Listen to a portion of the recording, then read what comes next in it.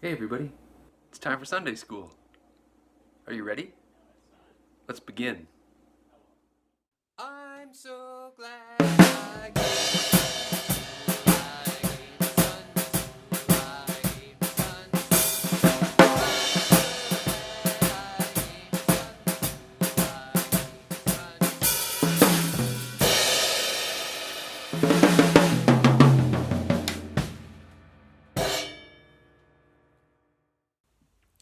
Wow, we weren't expecting that. Let's open with a word of prayer. Father, thank you for Sunday school. Lord, I just pray as you do things a little differently this week, even more differently than we've been doing them. Lord, I just pray that even in this, that you would be glorified, Lord, and that the learning that we do here in our Sunday school would be vital to our souls and give us a sense of hope. Hope for the future and hope in you. Lord, I want to thank you for the love that you have for us. Thank you for the love that we have for each other here at Harmony Bible Church and our Sunday school. Lord, and I ask that you bless our Sunday school time in Jesus' name. Amen. One of the songs we haven't done in a very long time is called Are You Downhearted? I don't have the music for it. Are you downhearted? Or is it, are you? Yeah, are you downhearted? No, no, no. Are you downhearted? No, no, no. Troubles may come. Wow, I sang it too high. And troubles may go. We trust in Jesus, come weal or woe. Are we downhearted? No, no, no. Had a little smiley face and are you downhearted? You flip it upside down. Let's try it. 1, 3, 1, 2.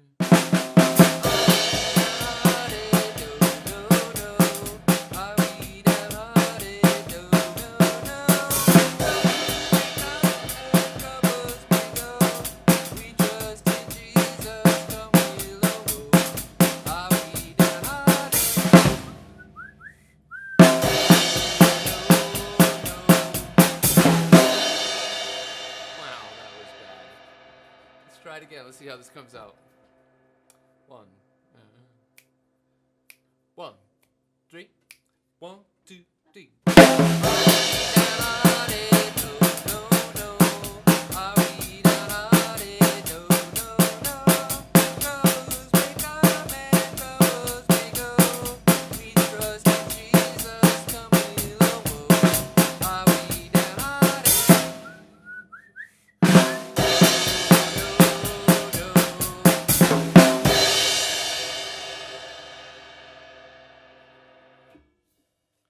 Time for the announcements. Drumming announcements. The funky Deacon Bill. I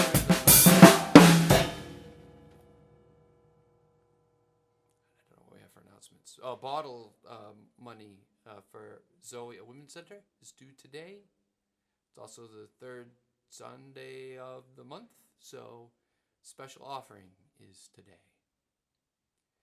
And now for a Bible lesson. Hey everyone. You're probably thinking, Bill, your face is naked. Well, as you can see from the surroundings, I'm not at the church. I'm actually in the Rockbound Computer staff break room. There's the espresso maker over there. You can sort of see it. There's nobody here but me, and so I can safely take my mask off without fear of infecting anyone with that vile COVID. Welcome back to Sunday School. When we left off a couple of weeks ago, last week we took a little break because it was Valentine's Day, and I didn't want to deal with the topic that we're going to deal with today on Valentine's Day, because it was a little bit too jarring, too much of a gear grinding to talk about Sheol, the grave. I didn't want to do that on Valentine's Day, so we talked about love instead. But anyway, we're back to the new heavens and the new earth. That's where we're headed.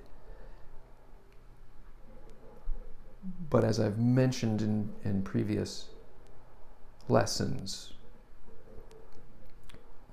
one of the things that I think the church has not done a very good job at, especially,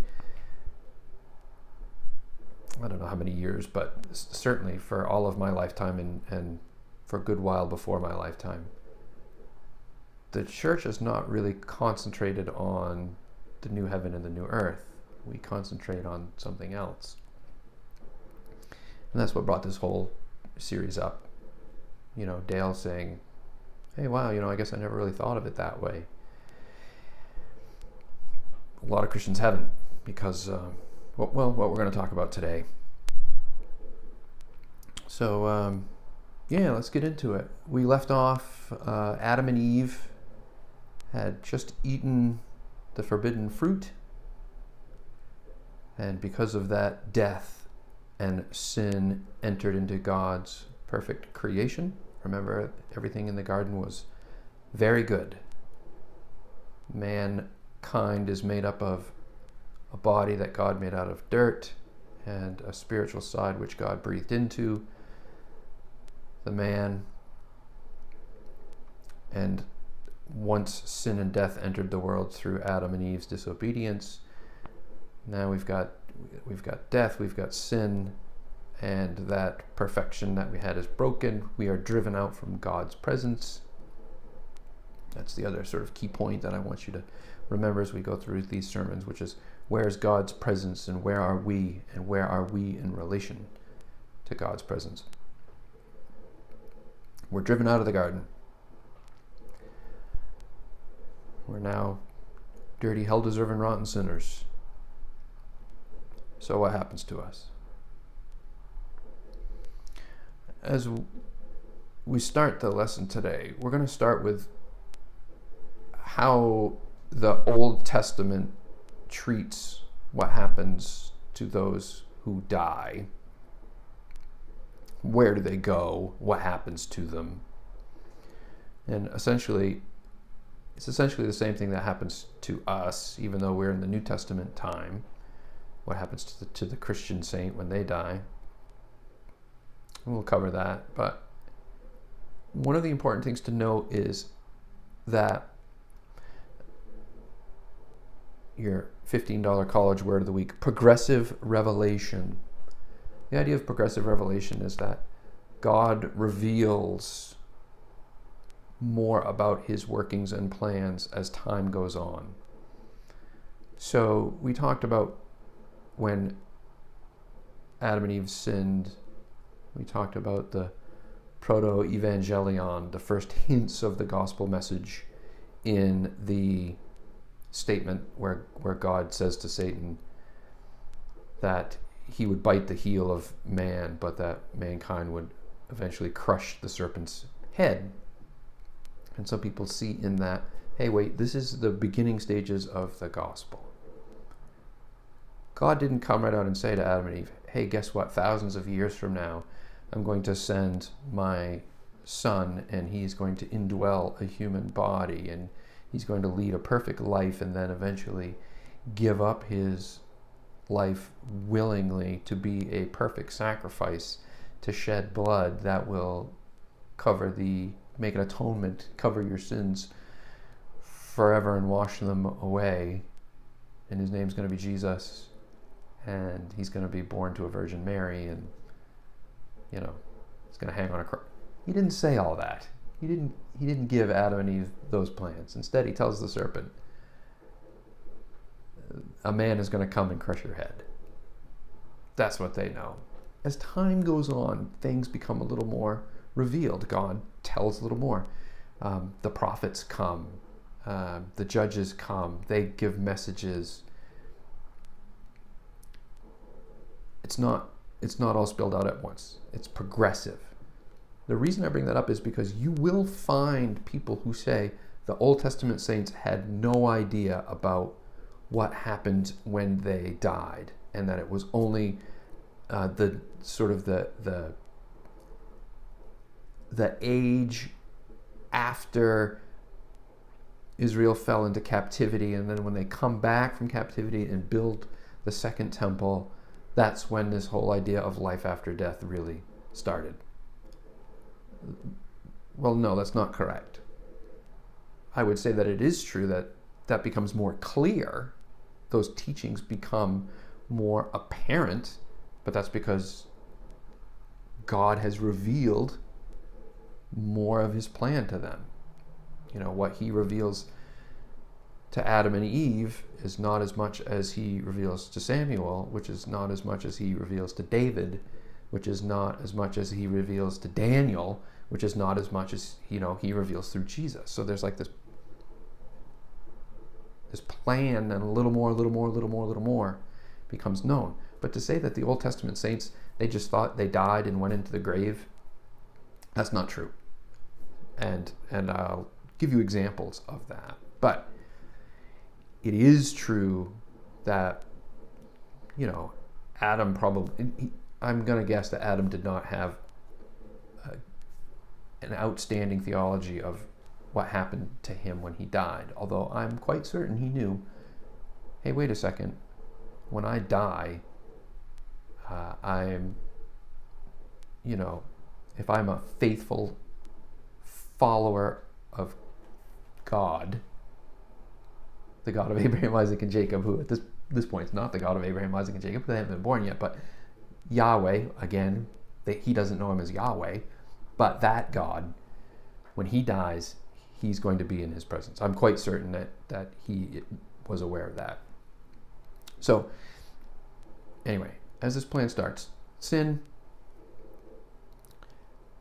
you die, your soul dies, you commit sin, the soul that sins dies, sin has entered the world, your body dies, there's death.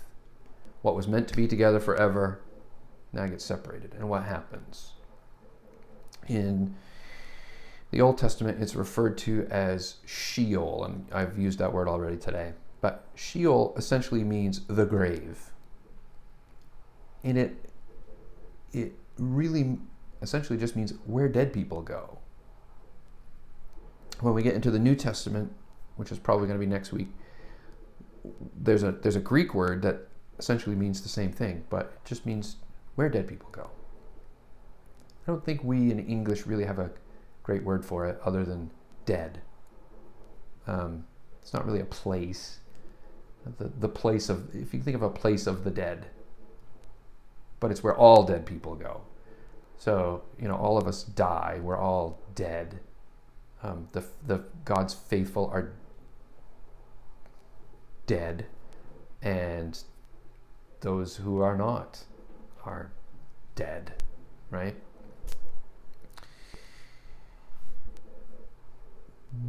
But is it that simple? Well, in one sense, they're all dead, but in another sense, they're not in the same place. And this is the part that's in the Old Testament is not revealed as clearly as we would like. And honestly, even when we get to the New Testament, spoiler alert, the new heaven and the new earth, that's where we're going, right? That's where we're headed. And in reality, that's what the New Testament teaches and what most of the teaching is about. Going to heaven, there's not a lot about that. And there's not a lot about that. And there's really not a lot about, going to heaven in the Old Testament. But let's just take a quick look at some verses, okay, about what happens when we die. Okay, we go into the grave, Sheol. But Sheol is, in a sense, broken up into two parts. The faithful go to a certain part. The non-faithful, those that don't believe, that are not righteous because of their faith in God, they go to another place. All of them together go to the grave. Now, turn in your Bibles to 1 Kings 2:10. 1 Kings 2:10. And I'm using, I don't have my Bible with me, so I'm using my computer, 1 Kings. And we believe, I think I'm faster at looking up verses in an actual Bible than I am on a computer running Bible software. But anyway, we're going to talk about, is that where I want to go?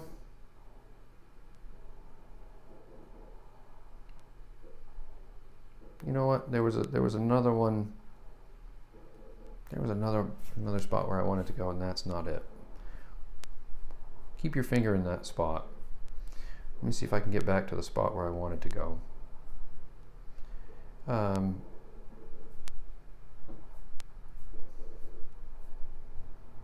Sorry. Yeah, that's not it. Hold on, I'll get it.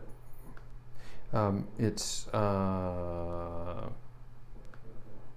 Samuel. Sorry, everyone. 1 Samuel, chapter 2.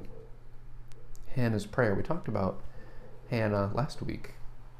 We talked about her husband Elkanah, and aren't I worth more to you than 10 sons? Anyway, so Hannah is barren and wants to have a child, and eventually she does, and that child is Samuel. So if you look at 1 Samuel 2, let's just read a little bit of it and get the flavor of it. Hannah prayed and said, "My heart exalts in the Lord, my horn is exalted in the Lord. My mouth derides my enemies because I rejoice in your salvation. There is none holy like the Lord, for there is none besides you. There is no rock like our God. Talk no more so very proudly, let not arrogance come from your mouth. For the Lord is a God of knowledge, and by him actions are weighed." Sort of a judgment here, right? "The bows of the mighty are broken, but the feeble bind on strength. Those who were full have hired themselves out for bread, but those who were hungry have ceased to hunger. The barren has borne 7. But she who has many children is forlorn." Here we go. "The Lord kills and brings to life. He brings down to Sheol and he raises up." So here Hannah is sort of contrasting, what happens. And I'm going to do this really sort of simply. What happens to good people and what happens to bad people, right? And essentially, Hannah is saying the God's economy is different from mankind's economy. She says, look, here you see these people who at one point they had a lot, and you know what? Now they have nothing. But those who had nothing are now brought up. That's how God works, sort of opposite of how man works. Hey, look, here are these people that are mighty and strong, and God brings them low and instead raises up those who are weak. Those that have, abundant families, oh, look, they're forlorn. But meanwhile, those that, don't have children, now all of a sudden they get lifted up as she had, now giving birth to Samuel. And then, verse 6, the Lord kills and he brings to life. He brings down to Sheol and he raises up. You can see that Hannah's sort of saying, look, there's 2 different places. She doesn't really explain it, but there's this part over here where God puts people who are not his. And then these others over here, even though they're dead, they are brought to life. Now we'll go to another spot. Now we go to 1 Kings 2:10. So let's see, how can I get back there? 1 Kings 2:10. Yeah. This is crazy. Go to 1 Kings 2. You're probably already there. Okay.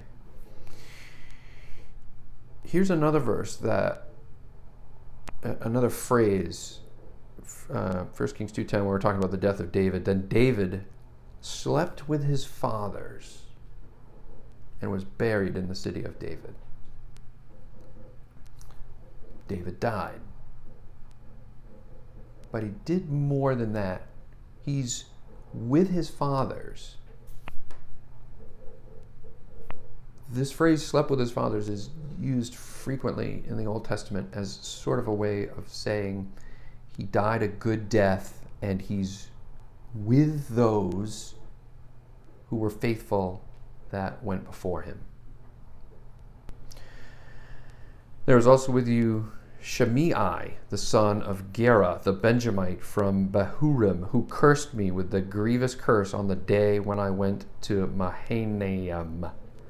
But when he came down to meet me at the Jordan, I swore to him by the Lord, saying, I will not put you to death with the sword. Now, therefore, do not hold him guiltless, for you are a wise man. You will know what to do, and what you ought to do with him, and you shall bring his gray head down with blood to Sheol. Okay, so this is the right guy. So what happens is David has falling out is probably too nice a way to say it, with his son Absalom, and Absalom tries to take over his kingdom, and David is actually driven out of the capital city of Jerusalem. And as he is leaving Jerusalem with his family and faithful cohorts, this guy Shimei curses him as he's driven out, and basically says things like, you dirty dog, see, now you're getting what's due you. And then when David comes back into Jerusalem, Shimei sort of says, sorry about that. Sorry about those horrible things I said to you on your way out of town. And David is graceful to him and says, I'm not going to kill you. But now David's dying, and so it charges his son, okay, now, you didn't promise Shimei that you wouldn't kill him. Go get him. And bring his gray head down with blood to Sheol. So the idea is that he's going to end up in the place, not resting with his fathers, but instead going to the grave where the unfaithful go.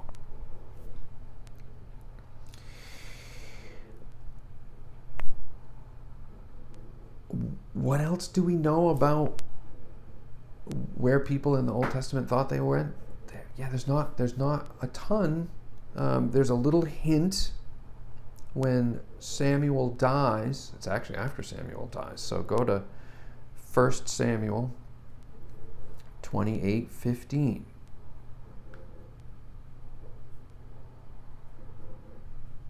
He says as he looks it up.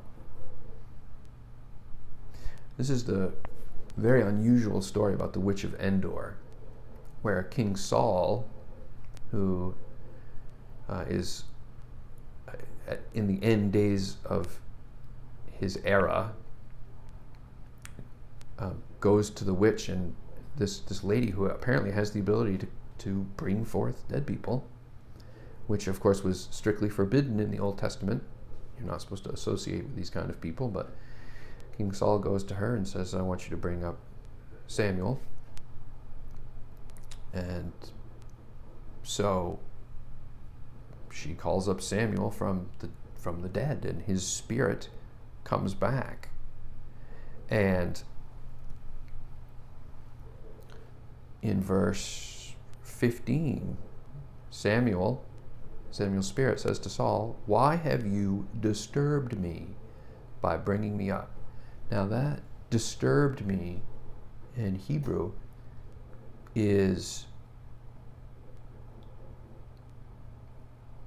can also be used to mean rage, to quake or to tremble. So the idea here is that Samuel is mad. Samuel is grouchy. Why? Well, he was resting with his fathers. His soul, his body was in the ground, but his soul was with God. And now his spirit has been called back to earth, and he's not happy about that. Who would be? If you had the opportunity, if you were in God's presence, and then all of a sudden you found out you had to leave what we know as heaven and come back, you'd be pretty upset. Because you've left perfection to come back here. And in Samuel's case, he's come to talk to a guy who's not been faithful to God, so he's not happy about it. Well, I guess that means by account he was happy where he was. He was resting with his fathers. We also, in 2 Samuel 12:23. 2 Samuel 12. Oh.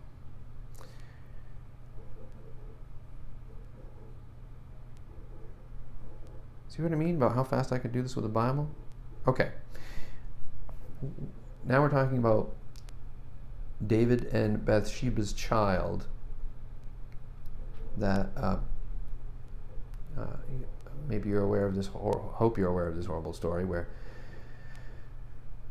Did I just say Solomon? It's David. King David sees Bathsheba bathing, desires to have her. She's somebody else's wife, but that doesn't stop David. He goes and gets her, and they have an inappropriate relationship, and she becomes pregnant. And in an effort to try and cover his tracks, he has her husband killed, Uriah. Uriah is a great guy. If you read the story, you find out what a fantastic guy Uriah is. David has him killed. That inappropriate relationship. Oh, and the reason he has him killed is because he won't sleep with his wife, and she's pregnant. So David's trying to figure out how to cover up his dastardly act, and can't figure out how to cover it over. So instead, has her husband killed, and then takes her as his own wife after he's killed him. But anyway, because of this judgment, the child that was conceived between David and Bathsheba, God says is going to die. So David goes through fasting and mourning, hoping that God will spare the child, but God doesn't. And in verse 20, then David arose from the earth and washed and anointed himself and changed his clothes. And he went into the house of the Lord and he worshipped. He then went to his own house, and when he asked, they set food before him and he ate. The servant said to him, "What is this thing that you have done? You fasted and wept for the child when he was alive. But when the child died, you arose and ate food." He said, "While the child was still alive, I fasted and wept. For I said, who knows whether the Lord will be gracious to me, and the child may live. But now he is dead. Why should I fast? Can I bring him back again? I shall go to him, but he will not return to me." Just a hint here where David is essentially saying, someday I'm going to be where that child is.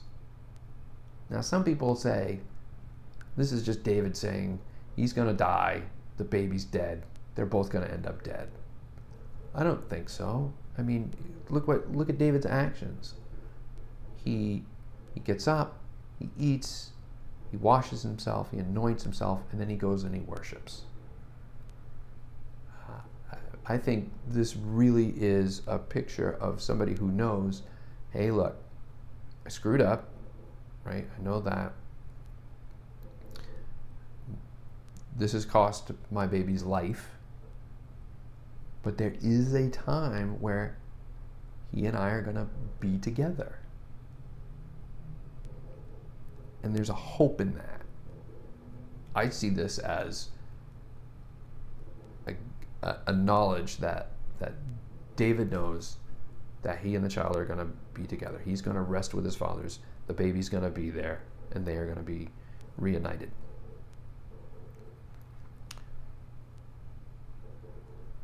Up to this point, I haven't mentioned, and I probably should have, as we are now getting close to half an hour in.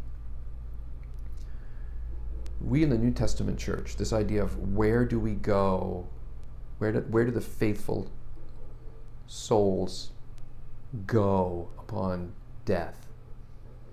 We refer to this as the intermediate state. And as I mentioned, there's not a lot about what happens in the intermediate state and where we go. That's because, again, that's not the point of where the Bible leads us. The Bible takes us to the new heavens and the new earth. So we're on our way there. So just these brief glimpses in the Old Testament that sort of hint at there's something better that awaits, and our souls will be with God, but not totally fleshed out. Would you believe, though, the idea of the new heaven and the new earth, that is a little more fleshed out, because bodily resurrection is mentioned in the Old Testament. I want to see if I can make this more clear. So in the Old Testament as well as the New Testament, when you die, your soul goes to be with wherever God is. Your body is in the ground. Okay, that's the intermediate state, and it's the same for both Testaments. We know more about it in the New Testament. We'll get to the New Testament next week. The Old Testament people, they didn't know a lot about it. They did sort of know, though, that, wait, I'm going to be with my dead children, and I'm going to rest with my fathers. I'm going to see them. I've been faithful to God. We're going to be united with Him. But there are also these hints of later my body and my soul are going to be reunited again. That becomes more clear in the New Testament, but there are hints of that in the Old Testament. Job 19:26 is one of the big ones. Job. Let me see if I do a search if that gets me there faster. Yes, Job 19:26. He says, "And after my skin has been destroyed, yet in my flesh I will see God." So Job, and most scholars believe that Job was probably written down by Moses, but the story is older than that. And the reason scholars think that the story is older than Moses is because there's reference to Job sacrificing. There's no reference, though, to a tabernacle or a temple. So it seems like it's before Moses. It's in the patriarchal period, you know. And this very early account, Job knows, hey, wait a second, at some point, even though my flesh is completely gone, there's going to be a time where I, in my body, will see God. He can already see ahead. It's going to be a new body, and I'm going to see God in it.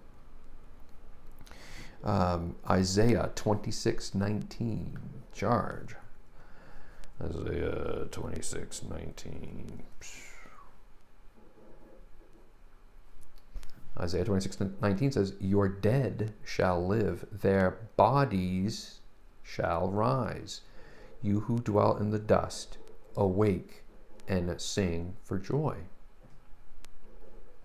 Here's an Old Testament reference to a bodily resurrection. What happened in the Old Testament? Same thing that happens in the New, but somebody dies, body goes in the grave, souls of the righteous go to rest with their fathers, go to be where God is. A nice place where if you're called back, you get upset about it, and where you go and see loved ones that have passed. But later, your body their bodies shall rise. And I've got one more, Daniel chapter 12, which is another big one. At that time shall arise Michael, the great prince, who has charge of your people, and there shall be a time of trouble, such as never has been since there was a nation till that time. But at that time your people shall be delivered, everyone whose name shall be found written in the book. Does this sound familiar for those of you who have read Revelation? And many of those who sleep in the dust of the earth shall awake, some to everlasting life, and some to shame and everlasting contempt. An Old Testament reference to the body and the spirit being put back together again. Some who go to everlasting life and some to everlasting contempt. All right, let's sum up. In looking at Adam and Eve, sin, and I've just done 3 times in a row, sorry. Body, soul, separated. Body goes in the ground, soul goes somewhere. Usually if you were a bad person, again, just for ease of how we're going to describe this, they go to Sheol, the grave, and the not very nice part of Sheol. Sheol, again, just means dead, the grave, where dead people go. So in a sense, everybody goes to Sheol, but it's divided into 2 halves. Naughty people go over here, faithful people come over here, where they, in the Old Testament, they rest with their fathers. And those who are resting with their fathers look forward to a time when body and soul are going to be reunited, that they will see God, that they will be raised to everlasting life. That's how saints of the Old Testament saw what was going to happen to them after death. Okay? So, next week, we'll talk about the New Testament and how Jesus, especially Jesus, gives us some teaching about what happens during, again, what's it called? The intermediate state. Okay? Join me next week where we'll talk about what did the New Testament church understand happened when you died. We'll talk about it then. Bye-bye.